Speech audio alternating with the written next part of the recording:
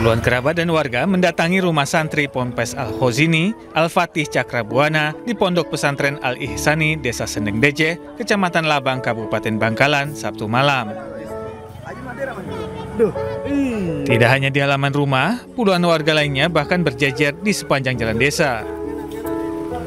Saat tiba, Al-Fatih disambut tangisan sukacita dan pelukan hangat dari keluarganya.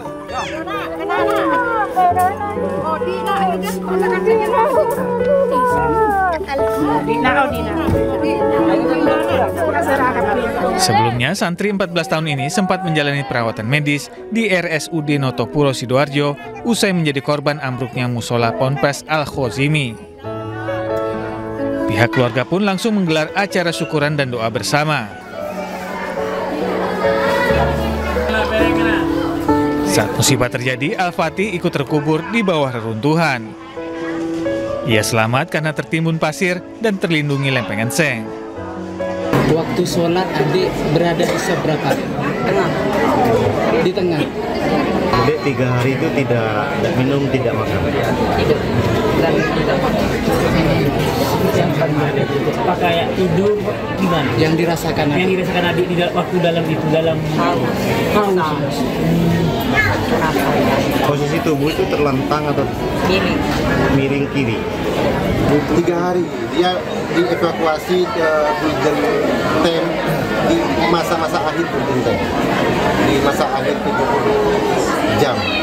Jadi artinya kalau sudah 70 jam itu anak saya tidak ditemukan, ya harapan kami akan semakin tipis karena berdasarkan keilmuan katanya manusia itu bisa bertahan hanya sampai 70 jam. Alhamdulillah tidak ada luka serius, hanya lecet.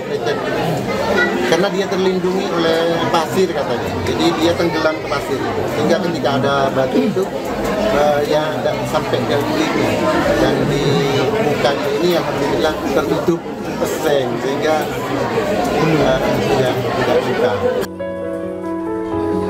Al-Fatih bersama keluarga juga menyempatkan berziarah ke makam kakeknya, Kiai Haji Muhammad Ihsan, yang berada di area Pondok Pesantren Al-Ihsani yang diasuh sang ayah. Dari Bangkalan, Jawa Timur, Taufik Syahrawi, iNews melaporkan. Hampir sepekan, 26 jasad santri masih tertimbun reruntuhan Ponpes Al-Khozini, Buduran, Sidoarjo, Jawa Timur. Keluarga korban masih terus menanti di lokasi.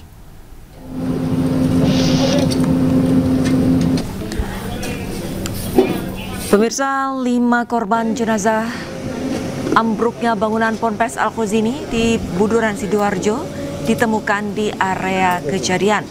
Hingga kini jumlah korban meninggal dunia mencapai 36 orang.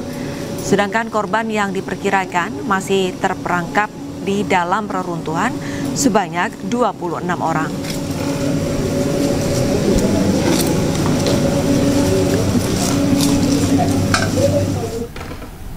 Operasi penyelamatan dan evakuasi korban ambruknya musola di Pondok Pesantren Al-Khozini, Sidoarjo, Jawa Timur terus berlanjut. Hingga Minggu pagi, BNPB melaporkan korban meninggal mencapai 36 orang. Total dari yang meninggal dunia adalah 36 orang. Ya, jadi total yang meninggal dunia 36 orang. Praktis yang diperkirakan masih di dalam reruntuhan itu ada 27 orang. Dari evakuasi ini yang dilakukan oleh Basarnas sudah sekitar 60%. Harapan kita, ini harapan kita ya, besok semuanya sudah rata dan kita bisa mengetahui kira-kira korban-korban yang ada di dalam reruntuhan tersebut.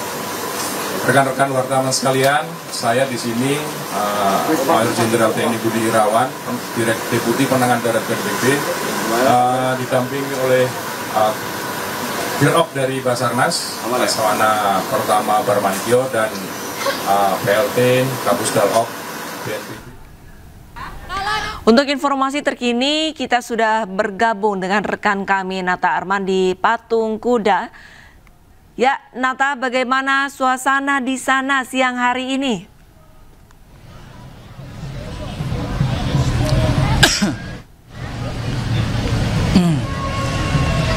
Nata. Ya, Nata, bagaimana suasana di sana siang hari ini? Nata, silakan laporan Anda. Ya, selamat siang Arlista dan juga pemirsa. Terkait dengan untuk situasi pada siang hari ini, tepatnya di kawasan Monas, terpantau masih ramai sekali masyarakat yang terus berdatangan, bahkan sejak tadi pagi ataupun bahkan sejak subuh mereka sudah rata-rata tiba di sini untuk standby dan menyaksikan secara langsung terkait dengan upacara dari hari ulang tahun TNI ke-80. Kemudian kami sampaikan juga pemirsa bahwa untuk saat ini situasi pada siang hari ini masyarakat berbondong-bondong untuk memasuki ke area Monas yang nantinya akan bisa keluarga ataupun anak-anak bisa melihat secara langsung alutsista yang dipamerkan dalam kegiatan rangkaian hari ulang tahun TNI ke-80 kali ini. Kemudian tadi untuk agenda sendiri tadi dimulai pada sekitar pukul 7 waktu Indonesia Barat. Kemudian tadi kami sempat berbincang juga dengan beberapa dari masyarakat yang tiba, bahwa mereka ada beberapa juga yang merasa kecewa karena tidak diizinkan masuk ketika mereka sudah tiba sekitar pukul 5:30 karena seluruh gerbang area untuk memasuki ke kawasan Monas ini disterilisasi karena memang untuk upacara sendiri dihadiri secara langsung oleh Presiden Prabowo Subianto. Dan saya pun tentunya akan mencoba bertanya dengan salah satu dari warga yang ada posisinya di sisi sebelah kanan. Halo, Bapak, Ibu, dari mana asalnya? Bisa berdiri? Bisa berdiri? Bisa mohon izin berdiri? Berdiri? Dari mana Bapak asalnya? Saya dari Tomang. Ya, Oke, dari Tomang. Dari jam berapa tiba di lokasi? Dari Tomang tadi jam 9 sampai sini setengah 10. Oke. Ya. Jam setengah 10. Tadi ini kira-kira bisa masuk nggak ke dalam? Saya nggak bisa masuk karena berjubel, jadi susah, panas, saya akhirnya keluar lagi. Oke, tapi nanti kira-kira bakalan mau ini nggak? Bakalan mau datang, maksudnya bakal coba lagi masuk ke dalam nggak? Nanti kalau sudah agak reda, saya mungkin bisa masuk ke dalam. Mungkin sore kali ya? Mudah-mudahan jam 2, jam 3 sudah bisa masuk saya. Oke. Pengen lihat. Sama siapa kesini? Saya sama Sute, sama teman-teman. Ya, rombongan. Oke. Emang setiap tahunnya pasti datang sini?